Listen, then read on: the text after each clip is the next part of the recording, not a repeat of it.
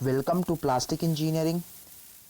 Previous video में हम लोगों ने पीवीसी के अंतर्गत पार्ट फर्स्ट को देखा था, जिसमें हम लोगों ने पीवीसी के जनरल इंट्रोडक्शन के बारे में पढ़ा था। इस वाले वीडियो लेक्चर में हम लोग उसकी स्ट्रक्चर प्रॉपर्टी रिलेशनशिप के बारे में पढ़ेंगे। तो सबसे पहले यहाँ पे हम लोग इसका स्ट्रक्चर देखेंगे कि स्ट्रक्चर क्या होता है। तो CH2CsCl की होल पावर n इसका स्ट्रक्चर होता है। अब देखेंगे कि स्ट्रक्चर प्रॉपर्टी को किस तरीके से अफेक्ट करता है। तो पीवीसी हमारा एक पोलर नेचर का होता है, जो कार्बन और क्लोरीन में उपस्थित बॉन्ड के कारण ये डायपोल मोमेंट शो करता है। फिर resistance to non polar solvent, जितने हमारे पास नॉन पोलर सॉल्वेंट होते हैं उसके लिए हमारा क्या होता है, ये रेजिस्टेंट होता है। अगला पॉइंट हम लोगों का ये हमारा फ्लेम रिटार्डेंट होता है और सेल्फ एक्सटिंग्विशिंग, मतलब खुद से ये क्या होता है, जलता रहता है। अगला पॉइंट हम लोगों का presence of chlorine atom causes an increase in interchain attraction and increasing hardness and stiffness of polymer. अब यहाँ पे जो क्लोरीन उपस्थित है उसके कारण क्या होगा, जो चेन अट्रैक्शन है आपस में वो इंक्रीज करेगा और हार्डनेस और स्टिफनेस किसी पॉलीमर की वो भी हमारी क्या होगी, इंक्रीज करेगी। तो हमें यहाँ पे ये ध्यान रखना है कि कहीं पे में हमारा अगर क्लोरीन है तो वहाँ पे उसकी हार्डनेस या स्टिफनेस क्या होगी, इंक्रीज होगी।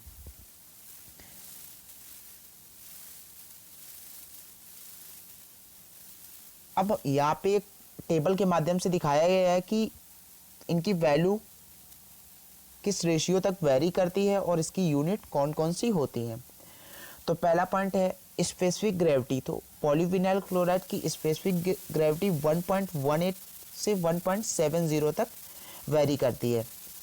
अगला है इसकी टेंसाइल स्ट्रेंथ कितनी होती है, तो 5.5 से 26.2 मेगा पास्कल तक इसकी टेंसाइल स्ट्रेंथ होती है। अगला इसका टेंसाइल मॉडुलस। तो टेंसाइल मॉडुलस इसका 4.8 से 12.4 मेगा पास्कल तक होता है। अगला हम लोगों का फ्लेक्सुरल मॉडुलस। तो पीवीसी का फ्लेक्सुरल मॉडुलस कितना होता है, 30 होता है और वो भी हमारा किसमें, मेगा पास्कल में लिया जाता है। अगला हम लोगों का एलोंगेशन एट ब्रेक, मतलब ये कितने पॉइंट पे ये हमारा टूट रही है, तो कितना है 150 टू 450%। मतलब अगर हम लोग 1 मीटर की कोई भी चीज़ यूज़ कर रहे हैं या पॉलीविनाइल क्लोराइड यूज़ कर रहे हैं तो वो कितना 150% इंक्रीज होके वो क्या होगी, टूटेगी। और इसकी जो हार्डनेस है वो कितनी होगी, यहाँ पे 885। ए का मतलब यहाँ पे श्योर ए हार्डनेस हम लोग यहाँ पे यूज कर रहे हैं क्योंकि हमारा एक कैसा सॉफ्ट टाइप का मेटेरियल है।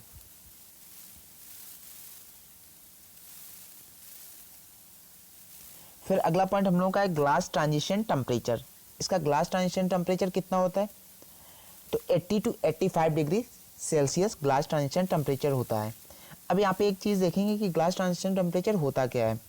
तो जिस टेम्परेचर के नीचे हमारा कोई भी पॉलीमर ग्लासी स्टेट में आ जाए और जिस टेम्परेचर के ऊपर हमारा रबरी स्टेज में आ जाए कोई भी पॉलीमर, तो वह टेम्परेचर हमारा क्या होता है, ग्लास ट्रांजिशन टेम्परेचर।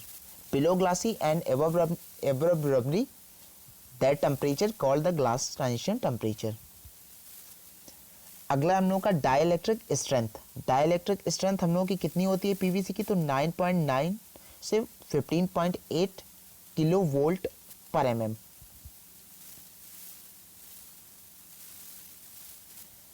अब अगला हम लोगों का डाइल्यूट सॉल्यूशन विस्कोसिटी, कि हम लोग जो पीवीसी की विस्कोसिटी होती है उसको चेक करने के लिए हम लोग कौन सा प्रोसेस अपनाते हैं। तो वैसे तो हम लोग विस्कोसिटी के लिए हम लोग MFI का उपयोग करते हैं, मेल्ट फ्लो इंडेक्स, जिसके माध्यम से हम लोग विस्कोसिटी की टेस्टिंग या विस्कोसिटी को हम लोग मेज़र करते हैं। बट यहाँ पे हम लोग MFI का यूज़ नहीं करते, यहाँ पे हम लोग करते हैं के वैल्यू का यूज़।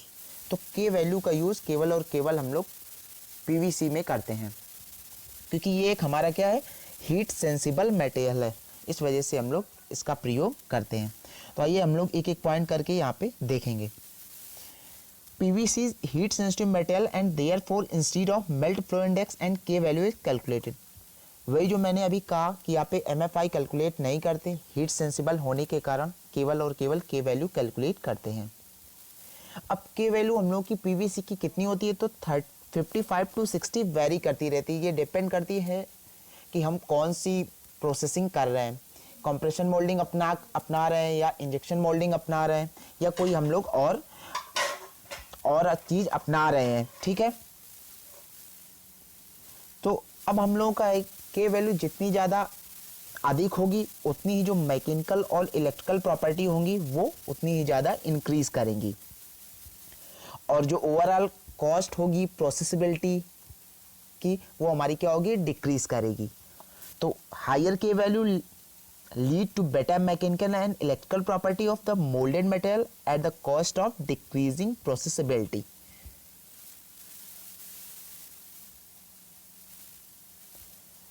अब एक टर्म यहाँ पे और है कि डिफरेंट प्रोसेसिंग के लिए या डिफरेंट गुड्स के लिए हमें अलग अलग के वैल्यू की ज़रूरत पड़ती है।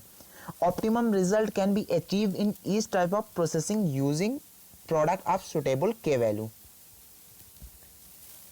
जैसे यहाँ पे हम लोग कुछ के वैल्यू देखेंगे, कौन कौन सी के वैल्यू किस किस प्रोसेसिंग के लिए सही है। तो ये कैलकुलेशन वाला जो है ये पार्ट अभी हम देखेंगे। पहले यहाँ पे ये 3 टर्म है वो हम लोग देखेंगे कि प्रोसेसिंग के लिए हम लोग सुटेबल के वैल्यू कौन कौन सी चुनते हैं।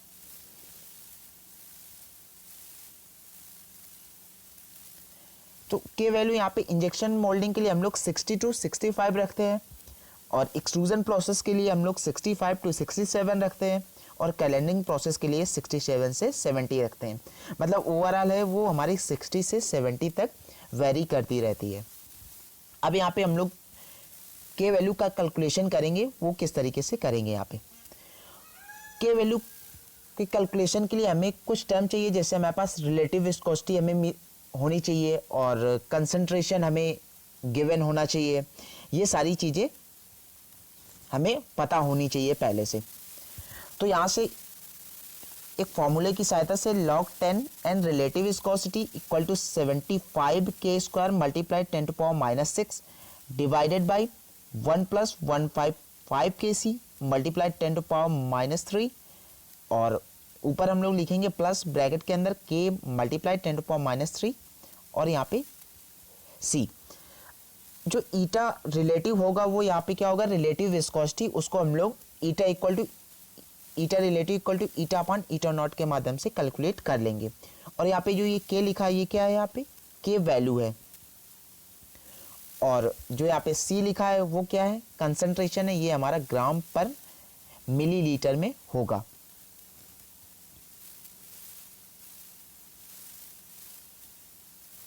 अब हम लोग पीवीसी की प्रॉपर्टी को इंक्रीज करने के लिए या उसकी जो प्रोसेसिंग है उसको अच्छा बनाने के लिए यहाँ पे कुछ उसमें केमिकल्स या कुछ एडिटिव और कंपाउंडिंग उसकी करते हैं। सबसे पहले तो हम लोग यहाँ पे ये देखेंगे पीवीसी हम लोग कौन कौन से इंग्रेडिएंट्स मिलाते हैं। तो इंग्रेडिएंट्स हम लोग यहाँ पे पॉलीमर तो ऑलरेडी रहेगा ही रहेगा, दूसरा हम लोग का स्टेबलाइज़र मिलाएंगे, फिर प्लास्टिसाइज़र मिलाएंगे, और कुछ हम लोग के प्रोसेसिंग ऐड मिलाएंगे, जैसे इम्पैक्ट मॉडिफायर, मतलब इम्पैक्ट स्ट्रेंथ उसकी इंक्रीज़ करें, और फिलर हैं या पिगमेंट हैं। फिलर क्या है, उसकी मैकेनिकल प्रॉपर्टी या फिजिकल प्रॉपर्टी को क्या करते हैं, इंक्रीज़ करते हैं, और पिगमेंट हैं और अदर जैसे optical retardant, fire retardant, heat resistance, blowing agent, ये सारे इंग्रेडिएंट्स हम लोग पीवीसी की ओवरऑल प्रॉपर्टी को इंक्रीज करने के लिए मिलाएंगे। अब यहाँ पे हम लोग का क्या है, स्टेबलाइजर है। स्टेबलाइज क्या करता है, जो हीटिंग होती है उसको क्या करता है, स्टेबल रखने का काम करता है, या टेम्परेचर को स्टेबल रखने का काम करता है। तो जैसे हमारा पीवीसी एक हीट सेंसिबल मटेरियल है और इसका जो डिग्रेडेशन टेम्परेचर होता है वो कितना होता है, 70 डिग्री सेल्सियस। मतलब 70 डिग्री सेल्सियस पे ये एडवर्स इफेक्ट देना चालू कर देता है, मतलब प्रोडक्ट हमारा सही से नहीं बन पाता। जबकि हमारा जो स्टैंडर्ड प्रोसेसिंग टेम्परेचर है वो हमारा 150 to 200 डिग्री सेल्सियस है, और अगर हम लोग इतना टेम्परेचर रखेंगे तो हमारा जो ओवरऑल प्रोडक्ट है वो बेकार हो जाएगा या यूजलेस हो जाएगा। इसकी वजह से हम लोग क्या करते हैं, हीट स्टेबलाइज़र मिलाते हैं। अब हीट स्टेबलाइज़र में जैसे हमारे कैडमियम, बेरियम, कैल्शियम और जिंक, ये बेसिकली हमारे प्रोमिनेंट इंग्रेडिएंट्स या स्टेबलाइज़र होते हैं जो हीट को स्टेबल रखने का काम करते हैं।